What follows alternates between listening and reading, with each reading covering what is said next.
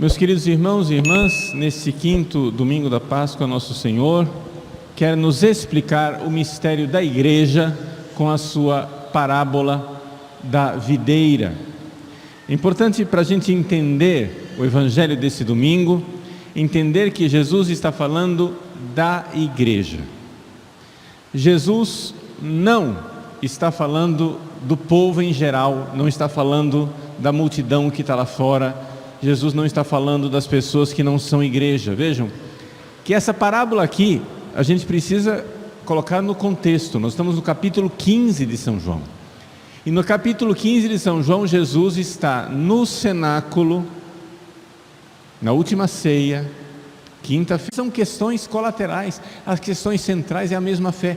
Então você tem que crer em tudo o que crê e ensina nosso Senhor Jesus Cristo na sua santa Igreja Católica ao longo de 2000 anos. E se você chega e diz assim: ah, mas eu creio na Bíblia, a pergunta é: quem te deu a Bíblia? Foi a Santa Igreja Católica.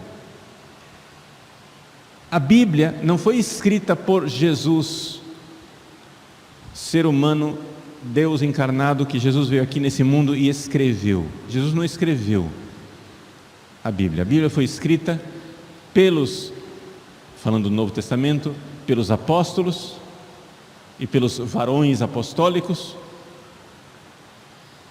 E depois a igreja levou 200 anos, meus senhores, 200 anos para decidir quais daqueles escritos eram verdadeiramente a palavra de Deus ou não. A Bíblia não caiu do céu com zíper e tudo. Durante 200 anos foi um debate, porque tinha gente que queria colocar mais livros, tinha gente que queria colocar menos livros, e aí que Santa Igreja decidiu. São esses 27 livros do Novo Testamento, os mesmos 27 livros que os protestantes carregam debaixo do braço, é o mesmo. O Novo Testamento é igual. Quem decidiu isso? Foram 200 anos em que finalmente a autoridade da igreja disse: é aqui que está a palavra de Cristo. A tal ponto que Santo Agostinho diz, quando terminaram os debates, ele diz: eu não creria nos evangelhos, Mateus, Marcos, Lucas e João. Eu não creria nos evangelhos se a isso não me comandasse a Santa Igreja Católica. Eu creio na Bíblia porque a igreja me manda crer na Bíblia. Então, quando nós nos levantamos aqui no domingo para dizer o credo, creio, você não diz creio em Deus Pai Todo-Poderoso, etc, etc, e depois creio na Bíblia. Você não diz eu creio na Bíblia, você diz eu creio na igreja. Mas crer na igreja para colocar a sua alma em paz, crer na igreja não é crer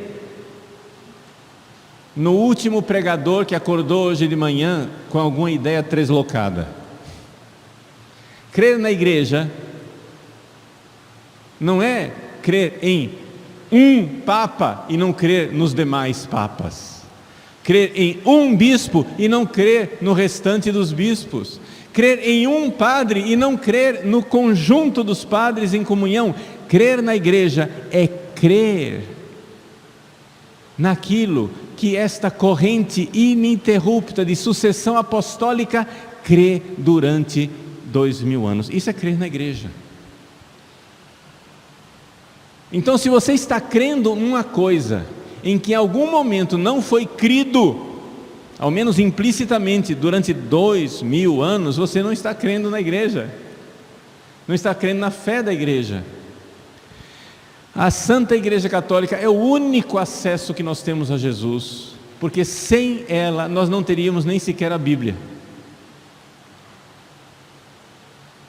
Então não pensem: ah, nossa, então nós estamos desamparados, porque aí vai vir um papa, um bispo, um padre, e no arbítrio no alvitre, no julgamento singular, num capricho da cabeça desse papa, desse bispo e desse padre, vai mudar tudo. Não, meu irmão, não vai mudar. Não vai mudar. Não pode mudar. Porque nós cremos no que creram todos os papas, todos os bispos em santa comunhão com a igreja, todos os padres. É ao longo dos séculos que nós cremos, para que essa corrente de fé chegue até Jesus Cristo lá no início. Então, a primeira coisa que é difícil para você ser parte da igreja é você ter fé. Creio em tudo o que crê e ensina a Santa Igreja Católica, por autoridade divina, porque Deus, verdade infalível, o revelou. E nesta fé eu quero viver e morrer. Deus é verdade infalível, Deus não se engana e não engana ninguém. Jesus não veio aqui para enganar ninguém. Se Ele falou, se Ele pegou o pão e disse: isto é meu corpo, né? Isto é de verdade o meu corpo, hoc est enim, de verdade o meu corpo. Então Ele não está brincando. E a igreja soube interpretar isso durante séculos. É realmente o corpo ressuscitado de nosso Senhor Jesus Cristo. Corpo, sangue, alma e divindade. A igreja creu isso e crê isso. Pegue todos os santos de 2000 anos, peguem todos os papas de 2000 anos, não há um sequer, não há uma única linha que duvide desta verdade inabalável. Nem antes do Concílio Vaticano, nem depois do Concílio Vaticano II, não tem esse negócio, depois do Concílio Vaticano II mudou a fé. Não mudou a fé, é a mesma. É a mesma. A fé que nós temos na Eucaristia é a mesma. Então, se você não crê nisso, se você acha que o pão e o vinho que o padre consagra no altar é somente pão e vinho, que simboliza Jesus, me desculpe, meu irmão, minha irmã, você não faz parte do corpo de Cristo, porque você não tem fé.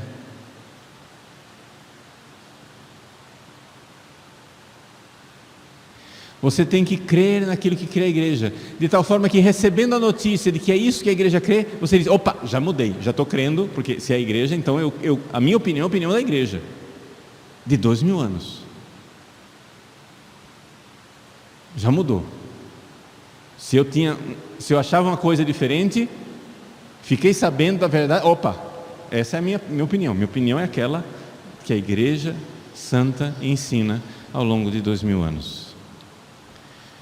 Uma vez que você crê nisso, você crê também nos mandamentos.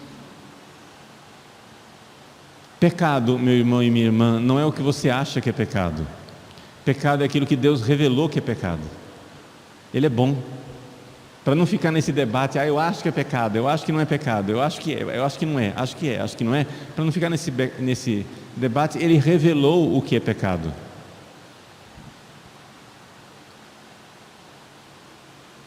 Então, vejam o que diz a segunda leitura da carta de São João.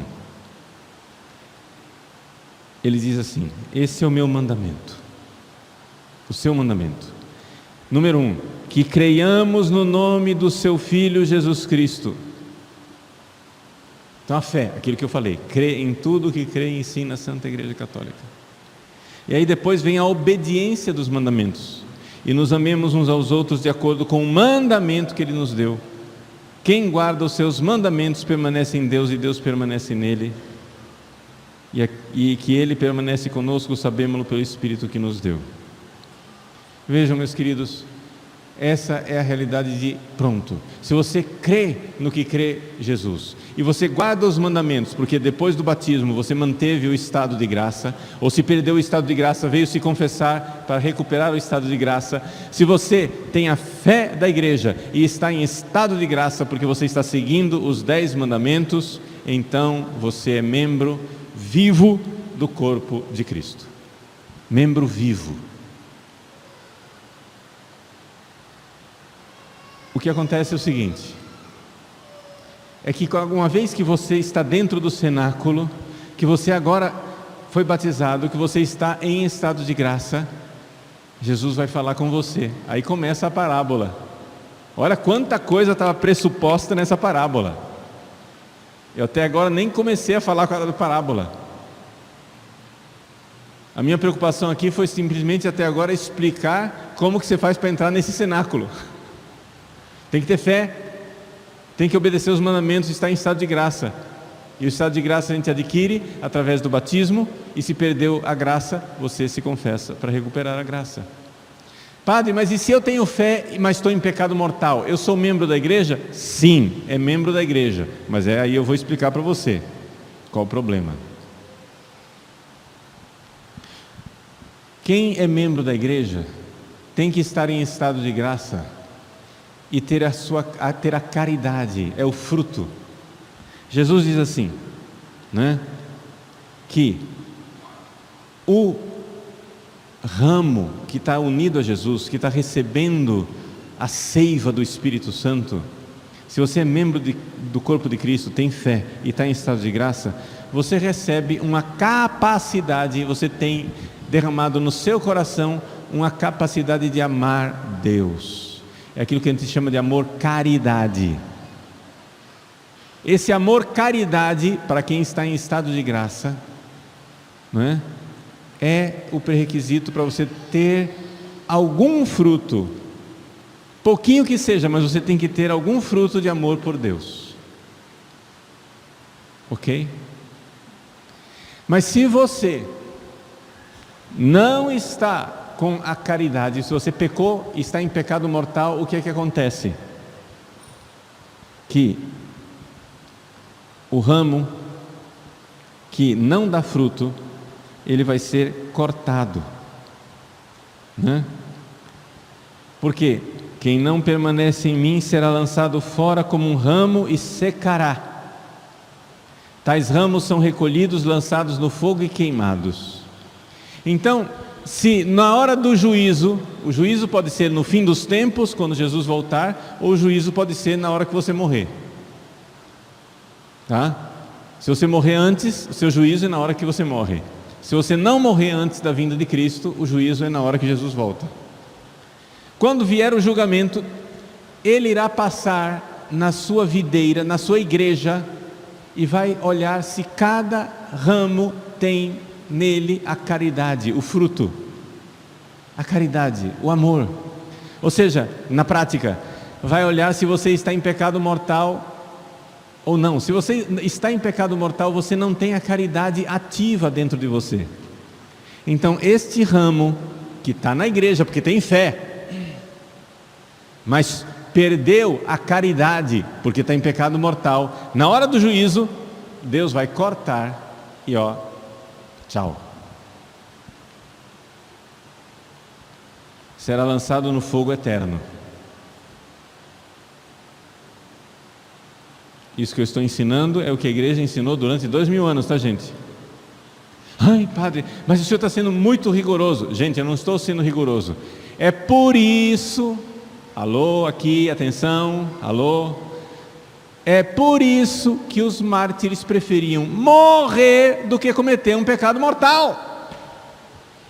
Senão, como é que você explica que o sujeito está disposto a perder a família dele, a vida dele, a propriedade dele, tudo que ele tem para não cometer um pecado mortal?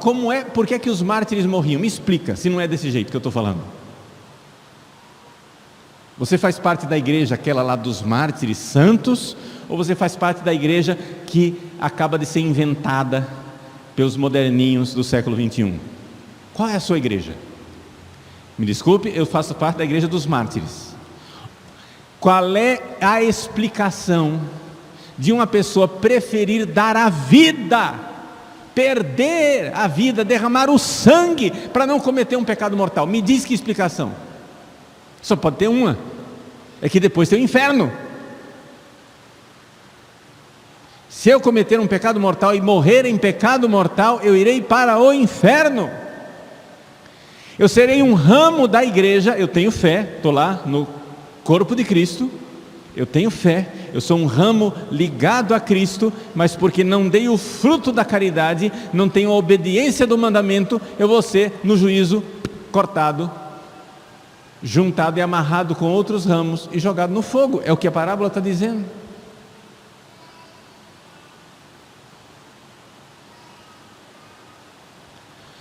Agora, se você permanecer na caridade, ou seja, se você obedece os mandamentos, se você está em estado de graça, nem por isso, atenção, quer dizer que Deus vai deixar você tranquilinho. Não, Deus quer mais amor, porque nós fomos feitos para dar muito fruto e fruto em abundância. Então o que é que Deus faz com aqueles ramos que Ele vê que tem amor, mas Ele quer mais amor? Deus limpa o ramo, Deus poda, porque isso é uma coisa que nós brasileiros não entendemos, porque tirando Rio Grande lá no sul e na Bahia, onde se cultiva uva para fazer vinho, né? Nós brasileiros não estamos acostumados como é que funciona a uva. A uva é assim, a videira, a parreira, o pé da uva, depois que ele deu fruto, é necessário que o agricultor venha e corte todas as folhas.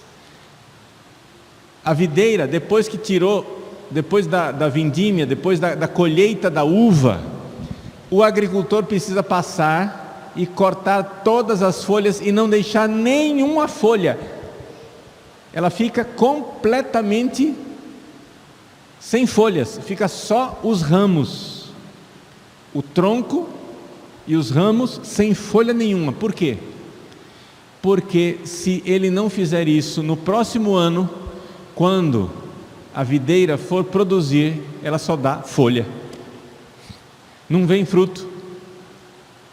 Para que dê fruto, porque as folhas elas consomem muita seiva, então ela consome a energia da planta, no próximo ano não dá fruto nenhum.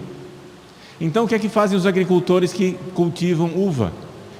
Recolhe a uva, pronto, e aí depois passa tirando todas as folhas, para que no ano que vem dê mais fruto. É isso que Jesus está ensinando aqui, com essa comparação, que nós, que estamos na graça, nós que somos membros da igreja, que temos a mesma fé e que permanecemos na graça, em estado de graça, sem pecado mortal, mesmo assim, Deus quer nos podar, para que a gente dê mais fruto ainda. É aquilo que Jesus disse: quem quiser me seguir, renuncie a si mesmo, tome sua cruz dia após dia. Gente, todos os dias tem uma cruz amorosa esperando por nós. Todos os dias tem uma chance de amarmos Jesus carregando alguma cruz, pequena ou grande. Às vezes é um probleminha de saúde, às vezes é uma dificuldade, sei lá, é o calor de Cuiabá, às vezes é a chatice de uma criança que chora no berço, mas não deixa a gente dormir. É uma pequena cruz. Abraça por amor a Jesus. Abraça. Todos os dias tem uma cruz amorosa em que nós somos podados para poder produzir mais fruto. Deus quer contrariar nosso egoísmo para que a gente saia. Eu tenho que sair de mim mesmo para amar mais. Eu tenho que sair de mim mesmo para amar Jesus. Jesus, por amor a vós, eu vou suportar a chatice do meu irmão. Por amor a vós, Jesus, eu vou suportar essa dificuldade de doença. Por amor a vós, essa outra perturbação que está aqui.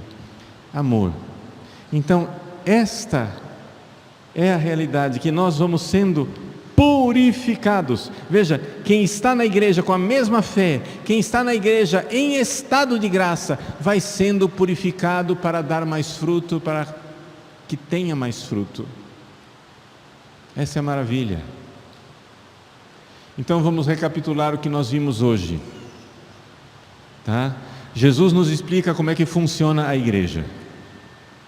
A igreja funciona da seguinte maneira: para nós entrarmos na igreja, nós temos que ter, para sermos parte da videira, temos que ter a mesma fé. Creio, não na minha opinião, não na opinião do Padre Paulo. Você não crê nas coisas porque o Padre Paulo ensina. Você crê porque é isso que todo o magistério de 2000 anos e todos os santos doutores ensinaram ao longo dos 2000 anos. É isso que você crê. Creio em tudo que ensina a Santa Igreja Católica. Porque Deus, verdade infalível, revelou isso através do seu Filho Jesus Cristo. E Jesus deixou a igreja nesse mundo, que é membro do seu corpo, seu único corpo, a Santa Igreja Católica.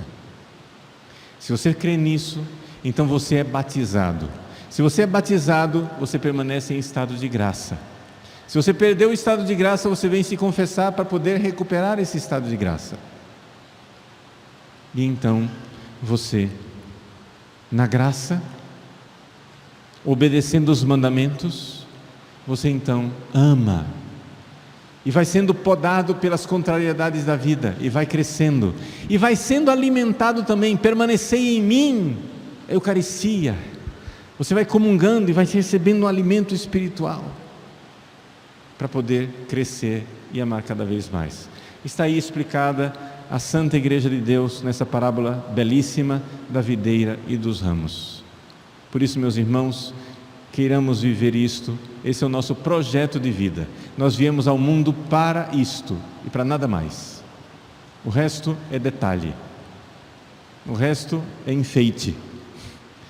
A essência da nossa vida é essa: permanecei em mim, permanecei no meu amor. Essa é a nossa fé, é nessa fé que nós queremos viver e morrer.